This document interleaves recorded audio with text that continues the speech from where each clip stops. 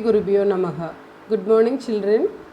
I am very happy to meet you all in this 9th part of the second chapter, Is Matter Around Us Pure?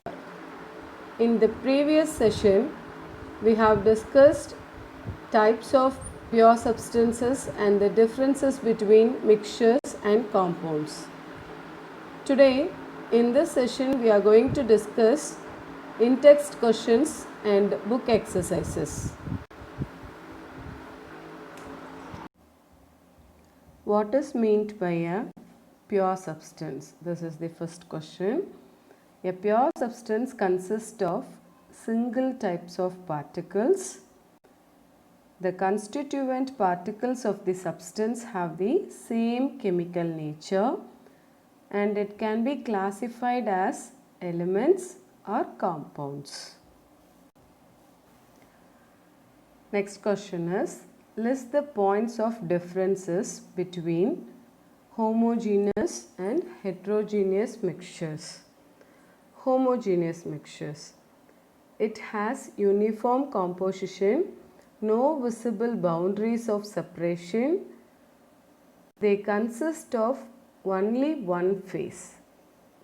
Example, sugar plus water, it gives the sugar solution. Heterogeneous mixture. It does not have a uniform composition and it shows visible boundaries of separation. They consist of more than one phase. For example, sugar is added with sand. Question. Differentiate between homogeneous and heterogeneous mixtures with the example. It is similar like a previous question. A homogeneous mixture has uniform composition, no visible boundaries of separation. They consist of only one phase. Heterogeneous mixtures does not have a uniform composition. It shows visible boundaries of separation and they consist of more than one phase. How are salt, solution and suspension different from each other? Salt. It is a heterogeneous mixture. The size of the solute particles between 1 nanometer to 100 nanometer. So it is very small. And salt is a stable solution. It scattered a beam of light. Solute particles pass through the filter paper. Solutions. Solutions are homogeneous mixtures. The size of the solute particles less than 1 nanometer. They are stable and it does not scatter the light. Solute particles pass through the filter paper. Suspension. Suspensions are heterogeneous mixtures again. The size of the solute particles is more than 100 nanometer. They are unstable. It scattered a beam of light. So it shows the Tyndall effect. Solute particles do not pass through the filter paper. Next question is, to make a saturated solution, 36 gram of sodium chloride is dissolved in 100 gram of water at 293 Kelvin. Find its concentration at this temperature. So what is the mass of solute? 36 gram. Mass of solvent is 100 gram. So mass of solution, the total solution, okay, the total mass of the solution is 36 plus 100 is equal to 136 gram. So we know the formula for concentration. Concentration is equal to mass of solute divided by mass of solution into 100. So 36 divided by 136 into 100 is equal to 26.47 percentage. So the concentration of this solution is 26.4 percentage. Next question. How will you separate a mixture containing kerosene and petrol which are miscible with each other? They are having the boiling point more than 25 degrees Celsius, so that by simple distillation method we can separate the mixture.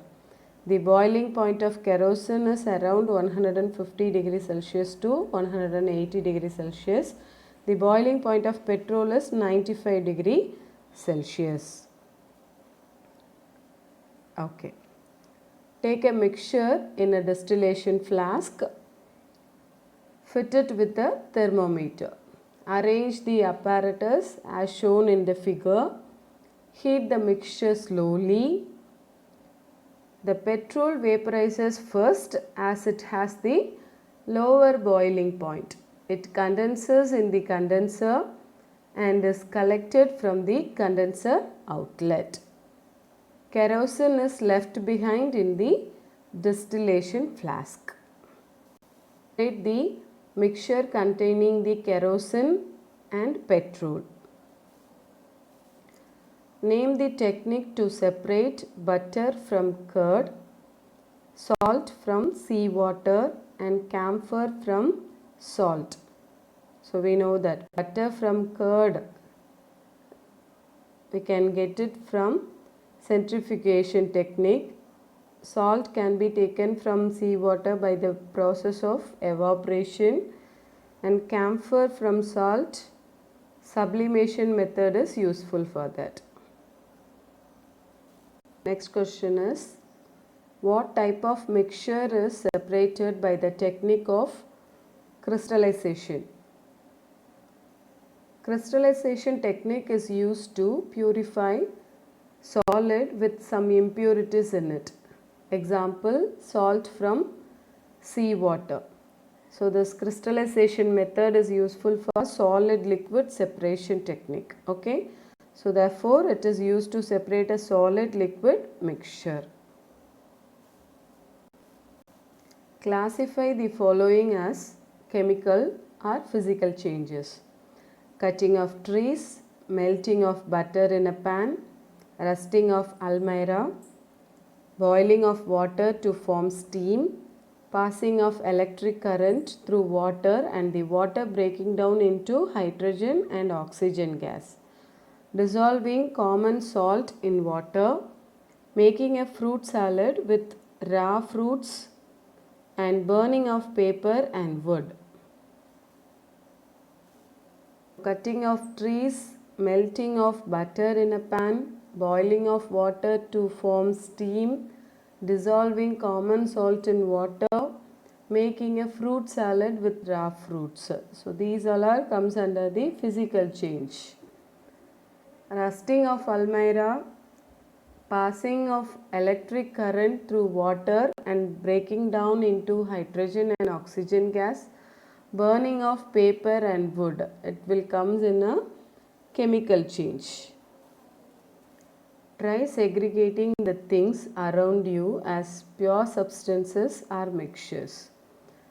Here is some examples for pure substances: water, bread, sugar and gold. Steel, plastic, paper, talc, milk and air are examples of mixtures. In this question, some mixtures are given. So we have to decide which separation techniques to apply for separation of the mixtures. Sodium chloride from its solution in water is separated by evaporation or crystallization. Chloride can be separated by sublimation method from its mixture. Pieces of metal in the engine oil of a car can be separated by decantation and filtration. Chromatography is the method used to separate the different pigments from an extract of flower petals. Butter can be separated from curd by centrifugation. Oil can be separated from water by separating funnel. Tea leaves can be separated from tea by filtration process. Iron pins can be separated from sand by magnetic separation. By winnowing method or sedimentation process, wheat grains can be separated from husk. The decantation and filtration processes are useful for separating the fine mud particles suspended in water.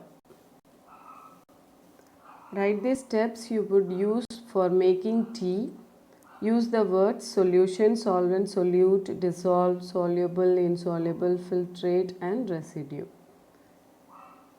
Answer is, take a cup of water in a container as solvent and heat it.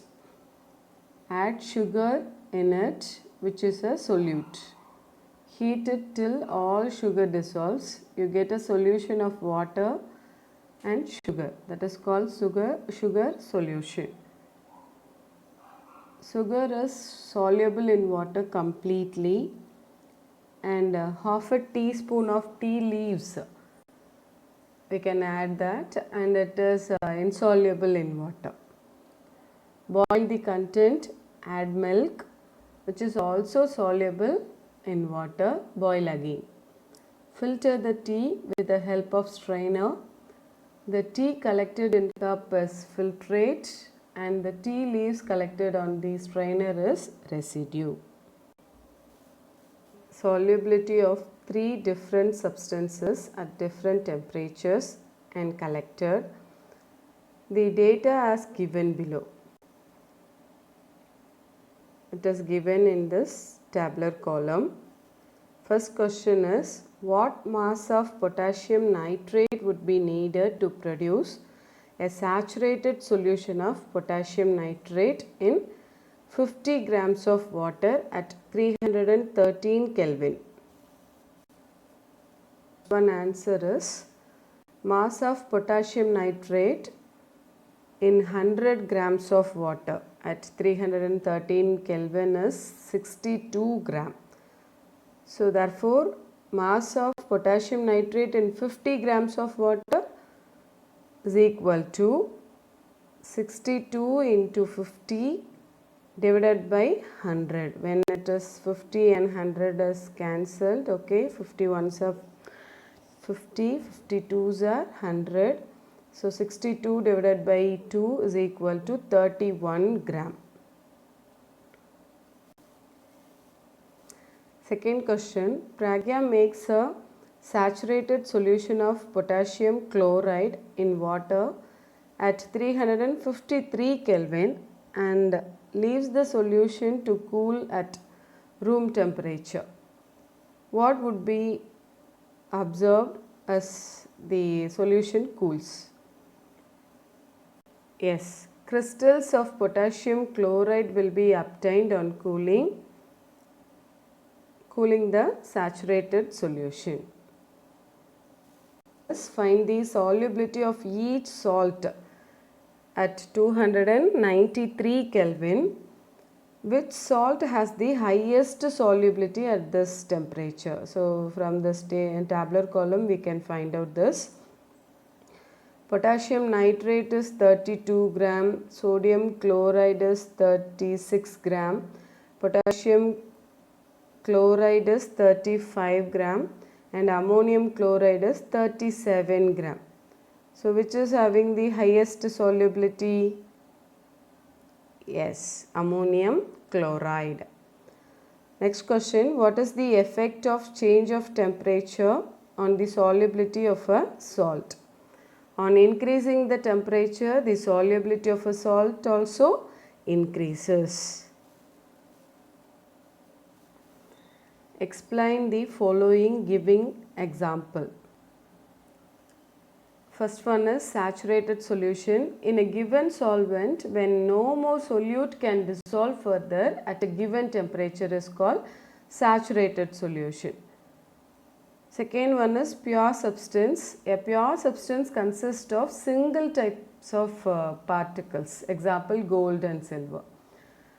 Colloid. A colloid is a solution in which the size of the solute particles are bigger than that of the true solution. These particles cannot be seen with our naked eye. They are stable. Example, ink and blood. Suspension. It is a heterogeneous mixture in which the solute particles are big enough to settle down. Example, chalk water or chalk solution, paints, etc. Next question, classify each of the following as a homogeneous and heterogeneous mixture. So, homogeneous mixtures are soda water, vinegar and filtered tea. Heterogeneous mixtures are wood, air and soil. Next question is, how would you confirm that the colorless liquid given to you is pure water? By finding the boiling point of the given colorless liquid, we can find out whether it is the pure water or not. If the liquid boils at 100 degrees Celsius at atmospheric pressure, then it is the pure water. This is because pure substances have fixed melting and boiling point.